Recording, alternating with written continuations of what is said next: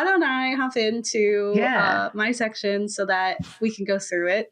I will say for mine, this is from 2018. I think anyone who likes horror probably has come across Haunting of Hill House already, right? I don't really dwell on so much of the plot specifically, or like the end reveal. So that's not really what it is. I'm just going to geek out about what I really appreciated and just what sticks with me even in a second watch, and just lingers here. So just as like a full thing, there will obviously be spoilers because of just the nature of like exploring what these characters go through, and because it is such an important thing. Like, it also has like one of the most amazing reveals in horror history, I think. And lastly, I was like, there's a trigger warning. There is suicide that happens in the show, and what I will talk about. There's mental illness, there's addiction, and child death that occurs. Though I don't talk about it, but that's referring to the show. I'll talk about it a little bit. So it's a big piece of it. There's a lot of trauma that happens. That's the whole point of the entire thing. So Haunting of Hill House is from 2018, and it's about flashing between past and present. A fractured family confronts haunting memories of their old home and the terrifying events that drove them from it. It's created by Mike Flanagan. So Haunting of Hill House is a supernatural horror series that explores the impact of grief and mental illness under the guise of a haunted house story. It's loosely based on the 1959 novel by Shirley Jackson, which villainized an entire house, with one of the best opening lines in horror literature history saying, "No live organism can continue for long to exist sanely under conditions of absolute reality. Even larks and katydids are supposed by some to dream. Hill House, not sane, stood by itself against the hills, holding darkness within. It had stood so for 80 years and might stand for 80 more. Within, walls continued upright, bricks met neatly, floors were firm, and doors were sensibly shut. Silence lay steadily against the wood and stone of Hill House, and whatever walked there walked alone." Just like so haunting. And again, Rose Red is very influenced. And the show is an effective horror story that will have you straining your eyes to catch the hidden figures in the dark. It's really fun when you catch them. She's like, oh my god, it's there, like there's a guy over there, or like, oh, especially in like several watches, or and he keeps that with like Bly Manor too. I caught some like, oh, there's a ghost over there. Not as interesting to me, but it makes more sense actually, I think, in Bly Manor. There's also, you'll be jumping out of your skin at the monsters that are revealed, and but what makes Haunting of Hill House stand out for me as one of the best pieces of horror are the character studies that you can find there, like who these characters are and what they're enduring. I feel like they were so beautifully fleshed out. And so that's mostly what I'm going to be talking about. So for the Crain family, which the series follows, absolute reality is so profoundly harmful that a supernatural alternate reality is weaved to protect them, right? So Shirley Jackson in that opening thing said, you can't live in absolute reality. You will break. You have to have some dream, right? And that is kind of this presence of when we endure trauma, right? We have to build up something as a protector, right? So it is a show that is an act of magical realism, right? So offering us both natural and supernatural answers to the incidents that occurred in this house and to this family, which I don't think I've talked about on the show, but it's one of my absolute favorite genres of media, especially books. Magical realism is one of my favorites. Toni Morrison is really talented at it, but I love when it's like, you could, believe in the supernatural. You could absolutely be like, yeah, it's ghosts. Yeah, it's, some other monster, or here's the answer. Here's like the scientific reason. And I always appreciate that it gives you the room to choose. Yeah, I like that too. The narrative unfolds in two timelines. So the first explores the traumatic events while they lived in Hill House. while the second depicts the present day lives of the siblings who are still grappling with the psychological aftermath of those events, whether supernatural or real, because it is up to you. Right? So each episode seems dedicated to one of the 5 Crain children, and through their recollection of their time at Hill House and their current dilemmas, viewers can slowly piece together not only what had happened, but what is currently happening to the Crain family. Right? It's like, how did we get here? And where even are we? So long ago, the Crain family lived for a while in Hill House. So Hugh and Olivia Crain are home renovators who have taken on the seemingly insurmountable challenge of flipping Hill House, because every time they turn around, there's something new and horrible to deal with. Kat, you can relate.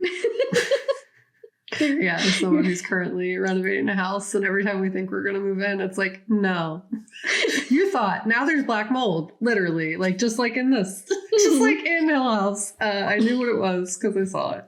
Yeah. Like, oh, that looks like exactly that. Yeah. I will say, no, I won't say actually. There's little spoilers. I'll say it later. So the house has a history, something dark and twisted and long forgotten, but the residue remains. Like that black mold, right? They find things hidden in the walls, and they find, like, that is something that is really exciting about Hill House, is there's always these little bits of history that's revealed, like the little communication thing, or like the what are those things called? Like the shaft to get down to the basement. The dumbwaiter. Like all those, they're like little things that they found. He had his little sprinkling of Poe with the guy in the wall that he gets later in The Fall of the House of Usher. So he's having fun. He made this house and he's having fun, and people are having fun in it at first. The home's inherited housekeepers, the Dudleys, are eerie and untrusting of the home, constantly spouting cautionary reminders that they never stay in the house after dark, which is referencing the book. There Are the Dudleys, and they are similar. They tell you verbatim every time someone comes in, they're like, nope, we don't stay here after dark because terrible things happen. Either, but you shouldn't do it, but you know what? I can't make you do stuff. Yeah. The Crains have 5 children: Stephen, Shirley, Theodora, who goes by Theo, and twins Luke and Eleanor, who goes by Nell. And upon first glance, this is a loving, warm family that fully embraces each other's quirks and uniqueness. Hugh and Olivia are loving parents who raise their children to seek truth and honesty and to explore their dreams. Honestly, they were like parenting goals for a lot of it. Like when I don't look at, like, if I do what they did and forget the drama parts, I'm like, absolutely. I really did feel like they did a great job of embracing the little quirks of their children and themselves. And there's like an independence there. I thought that was really beautiful. Yeah. And the love for each other, right? Because Hugh and Olivia are shown to be in love often and to have a healthy dynamic. Hugh very much cares for Olivia, and Olivia's like kind of ethereal, and like that's kind of fun. So slowly we learn of Olivia's dark spells, though, her migraines and her paranoia. Something isn't quite right with Olivia, which allows her to be like an artist, right? She's an architect and she has dreams and whimsy, but then she has these dark moments and she can be really unsettling. And she herself is afraid of that part of her. So as Olivia slowly starts to lose the thread and eventually falls victim to her own mental instability, she brings about terrible harm. Like insane. And this also would fall into that trend of like using mental illness and making them a villain. It's given a little Midsummer here, because she does hurt others when most likely when you're suffering those things, you kind of hurt yourself. Are the one more likely to get hurt, So even in the darkness, Hugh holds on to a fragment of their relationship, and by never speaking of her harm, he immortalizes their relationship and her as something beautiful and perfect. That's Hugh's biggest thing, is that he really has to shoulder some heavy things, and by not facing them, he's further harmed his children by not sharing that with them. Right. So Stephen is most satisfied as the oldest brother. He is most satisfied fulfilling this role of older brother, watching over the others as stand-in third parent. He is too old now to connect to fanciful or supernatural things, and his place in this in-between of youth and maturity leaves him in the darkness, right? So he's not believing the supernatural explanations of his younger siblings, but he's also not privy to the adult excuses of his parents. And he's not let into what could possibly really be happening with his mom, but he also doesn't believe that there's ghosts. Yeah. So he's kind of stuck. And this existence as a tether between worlds leaves him to later become a writer, and his books focus on real life supernatural experiences that he immortalizes and fanaticizes in his work without truly ever believing them. So he just took his experience from youth. He profited off of that. So he kind of just like monetized his grief by reworking it into the fiction that everyone else was insisting on doing anyway.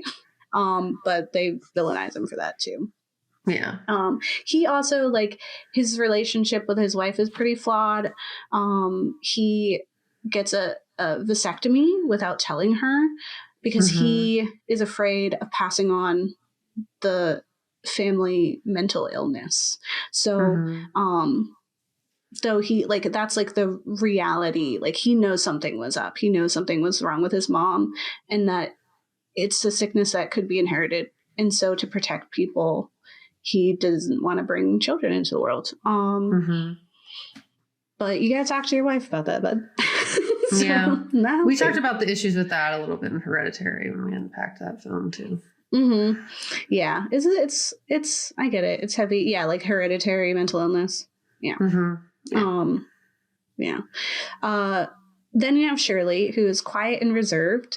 She has her ways. They always say, like, it's her, like, Shirley.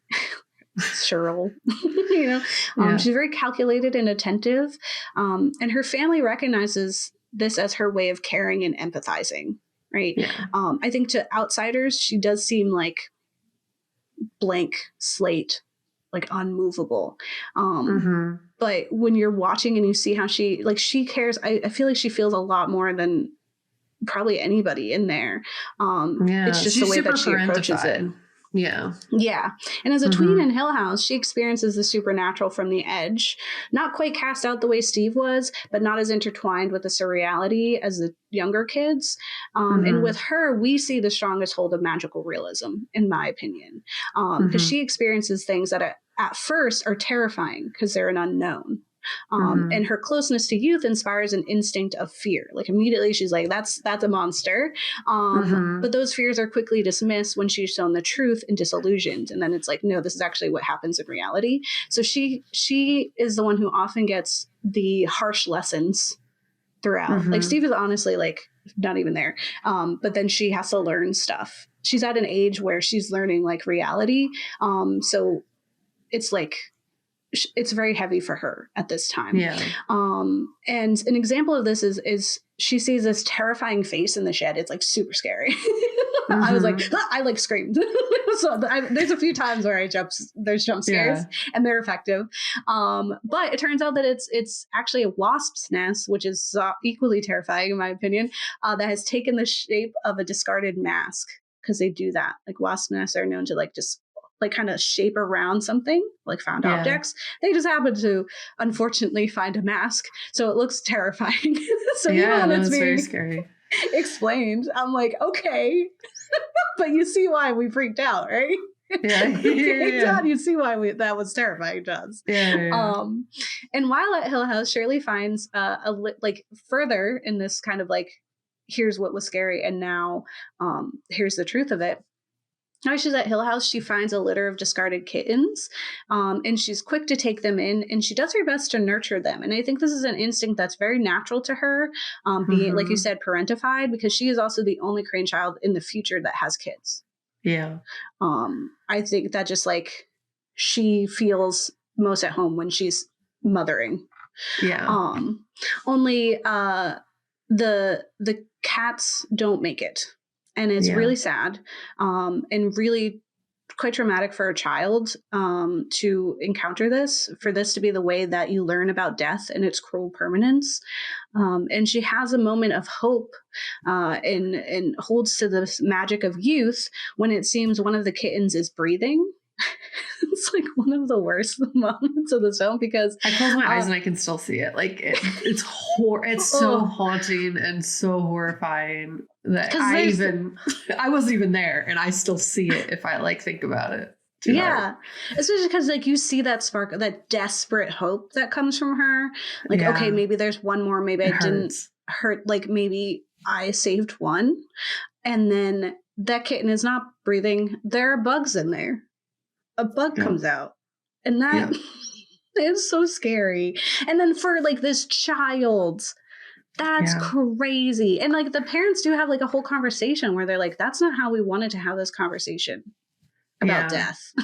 Like, and now I feel like a terrible parent because she's got this and she's not gonna be able to shake that. And in the present day, Shirley is as cold and calculated as she was in youth, and her interactions with death at that age had such a profound effect on her that she now runs a funeral home. Because her work and the resolution of it is how she cares, how she can assert control and not ever be tricked into hoping again. Right? Like if she can, she has to tie it up, and that's what death is. And she feels like being able to offer people a cleaned up version of death is care. And it's like kind of like it loops back when I think we get her episode too, where you see it during the funeral of their mom that they have like the funeral home directors, like we make them look nice, and then like she's like, that's what I want to do. That's what helped her in a time of desperation. And it's so very her too. Like the fact that cleaning up this like inconceivable pain horror, could be this, and that it could offer some relief. And so she wants to do that in turn because again, she seems really cold, but she's so caring. She's so empathetic. And I think that's why she does. And it's like, you think of a funeral home, you have to be like cold and uncaring because you're dealing with death all the time, but it's because she cares so much. And I think that's like really beautifully done. The actress is like phenomenal. I love pretty much anything I've ever seen her in. Theo is a standoffish child at Hill House. She's observant and kind, but scrutinizing. She's super cute. I love her. I can't remember the name of that actress, but I like her. Young Theo. And I mean, older Theo is great too, Miss Flanagan. She didn't take his name, but she is quickly determined her own oddities and otherness in like not only from her family, but in the world. She knows she's different in a multitude of ways. And she's very mature in understanding that. And like Cheryl, she cares, but in a distant way. She's uncomfortable with physical affection, but she cares deeply for her siblings. I think she's also like hypersensitive and that comes off like in like the supernatural way as her being like a touch psychic. Right. She can touch and experience things. But translated to the reality part of that is just like being highly empathetic. Right. And so she puts up a front of uncaring coolness, but is easily swayed by her younger siblings. It's honestly super sweet. And as a middle child, she also suffers constant scolding and scapegoating. She's always getting in trouble. And it's because like, and it's not her fault. And that's just... So it's just middle kid. She's trying to like ease tensions too between like the oldest and the youngest. Like she's always trying to like help fix emotional based problems, and it's stressful for her for sure. And I think her discomfort with physical touch stems from her intense empathy, like I was saying, because she feels things and she's very intuitive. And I think that's like her being conscious of those like tense moments and like insecurity and not fully understanding why is why she like can't fully get in, like can't be touched Yeah. It's also like It's overwhelming. hypervigilance too of like trauma diagnosis thing that's pretty common in those situations. Yeah. Like you were saying, she's very quick to make connections and has a maturity that allows her to not only understand the motivation of adults, but to empathize with them. I felt she was very mature for her age. And even in not understanding like fully herself in the situations at hand, she knew something was up, and she was like, okay, what can we do? Yeah. Like, what can we do about this? Right. And in the present, she's just as distant and unmoved. And she accepts herself for who she is and also understands no one else will or believes that anyway. Like, she's alone is what she's convinced of. Luke is the sweetest boy. Yeah, I love He's Luke. so sweet. Breaks He's my heart. soft and kind. Just very sensitive. And so soft. What a sweet little baby boy. And he's a shadow of his technically younger sister now. They're twins. And he's easily frightened and clearly babied by the other Crain children. He loves to explore and is quick to make friends. He befriends a young girl, Abigail, that for most of the show, viewers are convinced is a ghost. None of the other Crain kids see her, and he describes her as wearing outdated clothing and being quite pale. Like, it's cute because it happens like on the periphery. He'll be like, my friend Abigail, she wears, I'm getting these clothes for Abigail because her stuff is old. And then like you see her once just on the edge of the property, or like everyone's like, I've never seen this. This is his imaginary friend. And then you're like, oh, she's a ghost. Okay. Because we're seeing the whole time you're seeing ghosts. Like, ghosts are visiting them like the entire time. And we do later learn that she is actually the Dudley's child, and she's very peculiar and distant, and she's not allowed to be at the Hill House, which is why she often runs away and is not seen by anybody else. Luke, being so young, is an easy target for the supernatural. He has a very active imagination, and he is susceptible to that influence. A lot, which never changes, right? So his small brain rationalizes the horrors of the real world into ghosts and ghouls and other terrifying things. Every time, like, he has night terrors. When he does go down I forget the thing again. Dumbwaiter. When he goes down the dumbwaiter, that's a scary thing for a kid to not be able to come back up. So of course you would see a monster down there in the basement, right? And in the show, it like is an actual monster, but is it? Right? Like, he just sees that, And when he gets older, his imagination evolves that harm into something worse, causing him to seek comfort in heroin. He becomes an addict to distract himself from that. And I think there's a lot of levels to that, like not just imagination, but that sensitivity is really heavy, and he's never learned how to cope or manage those big feelings because it happened to him at such a young age where it's still in a fantasy. I would also say like the dismissal of all his emotions, like actively throughout, like they dismiss his reality like constantly. Like the parents, the other siblings, like that is like a foundational thing that would also cause him to doubt his own understanding of what's happening around him, because all his trusted people are telling him he's wrong. So like, how is he going to develop a knowledge of what is real and what's not real? Clearly, I don't know what's real because literally every single trusted person in my life is telling me I don't. So there's also like a layer to it too. Yeah, absolutely. That's so true, because it is. And I mean, again, especially with Abigail. Right? Like he's saying like, oh, I have this friend, like, let me do this. And then it's like, oh, actually, like, this whole time she was real. And they just kind of like brush him off as this baby who doesn't know anything. And absolutely. And then like later in adulthood, instead of it being an overactive imagination of children, it's the addiction. Right. It's, you can't trust him because he's going to steal your stuff. And he's always trying to get, to the next fix. And so it just transformed to a new excuse for us to not trust his reality and for him to not trust himself. Yep. And he remains a child. Like, he's still so childlike as an adult. He never grew up. Yeah. And there's like actual science about addiction and how it does like kind of stop your brain development in that way. It is actual. It freezes you right in time. And he very much is that. Like, I think I will say for like so much of this show is to be praised. I think the casting, like, first of all, those kids looked so much like each other.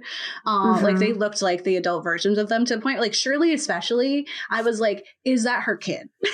Yeah, like, no, is it that the actress's casting kid? was good. And the acting was so good for the kids. Those kids? Which Yes. is like not always the case. So like they really delivered. Baby Nell, she's so good. So sweet. Yeah, they amazing job for those kids. And yeah, to me, I really like baby Luke and adult Luke, same person. Yeah. To the point where like good. He's always Luke to me. So when he's in Bly Manor as like this totally different character, I was like, no, you're not. Yeah, I don't like you. Yeah. You'll never be Luke. I want Luke back. Yeah. I'm glad he wasn't Luke though, because he's a bad guy now. Nell, lastly, is a sweetheart and dreamer. She behaves as any younger sister, following around her older siblings, begging them to play with her. She's adored by her twin brother. Together. They're pretty much just like, I don't exist if you don't exist, which you know is just like a sibling thing, but then even more brought on by the fact that they're twins and they have like that twin sense. And she is so incredibly caring and protective of Luke, and this evolves in the future into enabling, which like is honestly no fault of either of them. She's the only one who cares, and she's the only one who ever did. And she is most haunted too. Yeah, every single time. She even knows. She like knows when he's misbehaving, and she's still like, well, like, what's the alternative? I abandon you? Like, no, it's very real and heavy. She's the one who's most haunted by the events at Hill House, I think, having been so young, but not having the same strong imagination as Luke. So she endured those traumas harder because she was like in it and she was awake.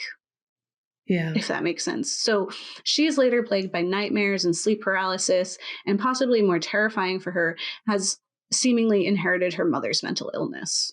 And though the illness and the events at Hill House are never discussed, it does leave Nell terribly unequipped to manage it, and it leads to her eventual suicide, like her mother. And suicide does tend to lead to more suicides. That does definitely happen.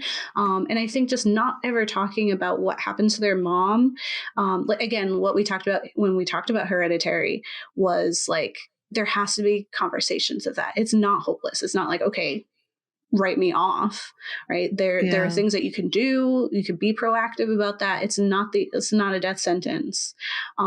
Just unfortunately for Nell, she did not have the support system because she was the support system.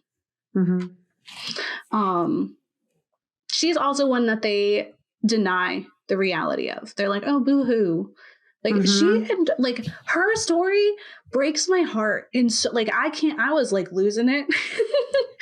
Personally, as someone who was recently married, I was like, I can't like this is a new trigger that I didn't know I had.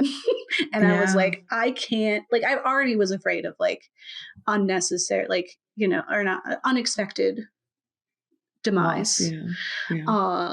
Already.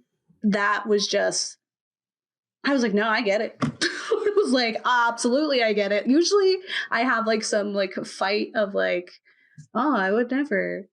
I did not. No, Nell's story is devastating. When we first watched it, that's the episode. It was her episode that we were like, oh, we cannot anymore. We stopped, We need a minute. Because we knew.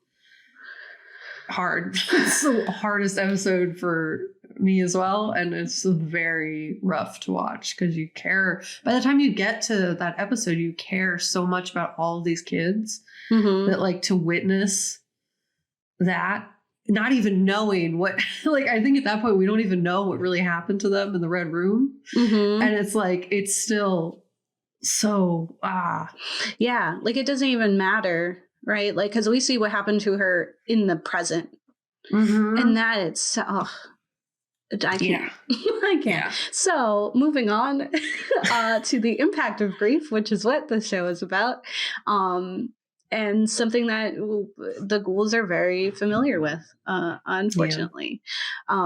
So the Haunting of Hill House does a great job of exploring grief, mental illness, and family, and this like that closeness and intricacies of dealing with those situations, and also the family dynamic. Yeah. Because each of the Crain children can be tied to one of the stages of grief. And in an article on Screen Rant titled The Haunting of Hill House, 5 Stages of Grief Theory Explained, writer Bryn Ramella explains this theory fully. I read it and then I was like, yeah, that all makes sense. And then I kind of added more things that I was thinking of. Yeah. So I recommend the article. It's super helpful. And I believe I saw something where Flanagan saw someone say that, like maybe on Twitter or something, and he was just like, yes. You're on the money. So I'm pretty sure that's very like validated. Yeah. But their reaction to the trauma of their youth solidifies them into this personification of grief. So Stephen is the first step. He's denial. And this is reflected in his job where he's writing about supernatural as nonfiction when he believes in none of it. Mm-hmm. He has rationalized instead that a ghost is a wish, a way for our wounded and grieving minds to hold on to those we've lost. We'd rather endure the horrors of their deaths tenfold than to never see them again. Is like what because he's like talking to this one lady who's like, I see my husband every night as he was dying, and she's like, why would I want to see that? And he was like, because the alternative is you don't see him at all. Yeah. And this understanding comes from his view of his father, who never acknowledged the harm Olivia caused. Like his father, not talking about it, not talking to him, confiding in him, who he before thought like we were close. Like you thought I was becoming a man, right? You're not even telling me about my own mother. And he kind of, it disillusions that father, you know, like the epitome of father, where we think like the parents are on this pedestal of like greatness, and then there's a time in your youth where you realize that's not the case. They're regular people, just humans. And his hits really hard when he has that moment, and it translates into this like denial. Like it's him. He judges his dad's denial while practicing that and not realizing it. Shirley represents anger because she's very resentful, scornful even, and demands that everyone act in kind. She judges everyone else's approach to healing or existing because she feels everyone should be as angry as she is. And her anger is like totally valid. You can be angry, but then she wants everyone else to be there with her. And when they're not, it messes her up. But that anger also closes her off. So like a lot of her relationships are very businesslike, except for even with her children. Like she tells them like when Nell dies, although Theo told her what to say, but she still is like, your Aunt Nell is gone. You know, like she has this like businesslike approach to even them. Theo most represents bargaining, as her life is often a balance of giving up and taking in. She sacrifices the true intimacy for stability. She even resolves to live in Shirley's guest house to stay close to Shirley and to give Shirley this illusion of being a protector, when in reality, Theo is well off enough to provide for herself. So she sacrifices that freedom and independence for her sister's sake.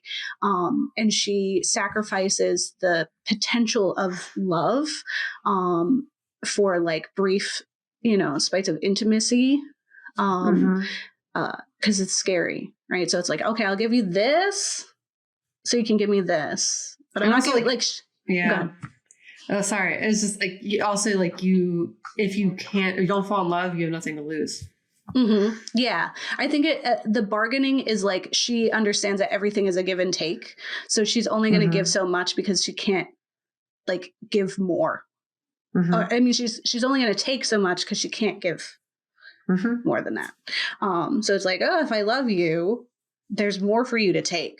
I don't want you to take anything. So if I just give you a little, then you can just take a little, and we're even.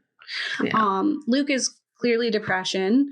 Once bright and full of hope, he is now racked by darkness and grief, and he has found no true way to manage that grief, and instead wanders in the darkness alone, with drugs. He's just depressed all the time. Sad baby. And lastly, Nell is acceptance. Throughout her life, she has been haunted by the ghosts of her mother's mental illness, which she has inherited. Her ghost takes the form of the bent neck lady, which is one of the most tragic reveals in horror TV history or horror media ever. When we learn that she was the bent neck lady, spoilers, my heart. Oof. Heavy. Nell has spent, and in that reveal, like her being the bent neck lady, and that she spent her whole life being haunted by this figure, right? She has, it is representative of the fact that she spent her whole life afraid of the possibility of losing the same battle her mother did. And in the end, she did lose that battle. Yeah. So it was like self-prophesizing, because no one was there to be like, the bent neck lady is real. Yeah. That fear you have is real. So you have to do something to stop it. We can't pretend it's not there, because then it is there. Like, yeah. Sorry, there's just like such a stigma around suicide specifically that I think really connects to that, where you can't say that you've wanted to. You know what I mean? Like there's a lot of, it's this unspoken kind of taboo thing where you're like, you can't call the bent neck lady what the bent neck lady is. You can't be like, oh, I've actually thought I don't want to be here. Because then everyone freaks out, and then everyone's like, well, what about me? You want to leave? Like, you know what I mean? Like it becomes like a very triggering thing for the people associated with that person. And it makes it very isolating for the person who, as you said, like self-fulfilling prophesies, like is going to have thoughts like that and is going to need to tell someone about that without being 302. You know what I mean? So like there needs to be a lot of education around suicide, but also like in Nell's case, like if she had a safe person who she could just tell, hey, I've been thinking about this. Yeah. And without them being like, we got to take you somewhere or whatever. It's like, cause you can think about it and not do it. They're like, oh, did you talk to your therapist? They're like, oh, sad Nell. Nell's always, oh, poor sad Nell. Like, because they have their own stuff to deal with, which again is that family dynamic, right? Like we have our own trauma. So we absolutely can't be the only person who's listening. So absolutely seeing the therapist is a good answer, but there also has to be more than that. There has to be an understanding. And I feel like she has gone through so much and nobody is listening to her.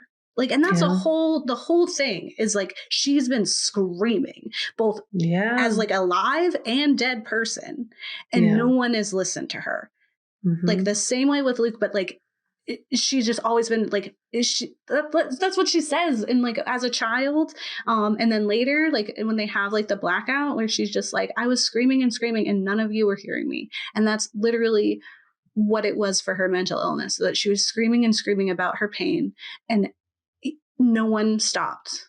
Like Theo comes to visit her and promptly like accepts that she's trying to not talk about it. Right. Instead of like trying to push, or not even just push, but just trying to be there more. She like, you know, and none of their fault, because all of them were messed up. Right? But Nell is so heavy. And where their mother's suicide breaks the Crain kids down into pieces, Nell's death forces them to confront that pain and accept it, because now they're adults. And they have to see like this is like a very real representation of that pain. Like here's the ramifications. And that was the loss of her. So Nell is the first Crain child to return to Hill House and confront the truth of what happened there. And it is her moments of understanding and accepting the resulting waves that bring the rest of the kids back. And she helps release them from their guilt and pain by accepting them for what they've become. She's like, it's okay. Like, don't regret it. Like, accept it. It happened, and now you have to go do the next thing. So ultimately, Haunting of Hill House is an effective horror story with ghosts hidden in the shadows, bugs crawling from bodies, and other terrors. And it's also a story about grief and the impact of family secrets. It is one of my favorite horror TV shows or horror media in general, because of how fluidly it blends surreality, the supernatural, and real trauma. And I cared deeply for each of the characters and appreciated how, though all of them were flawed, no one was a villain. There were no bad people in this show. Bad things happen to people, regular people, and then they react to those things, and they become new things in the aftermath of profound pain and loss. But those new things are no less worthy of sympathy and care. More importantly, these new things that they've become are in no way the final form. There's always room to grow and heal, to become another new thing. So as bleak and heartbreaking as The Haunting of Hill House is, it is also full of hope, showing us that despite what Shirley Jackson wanted us to think, we do not walk alone. Snaps. That was a bar. Snaps. Man, really appreciate it. Yeah.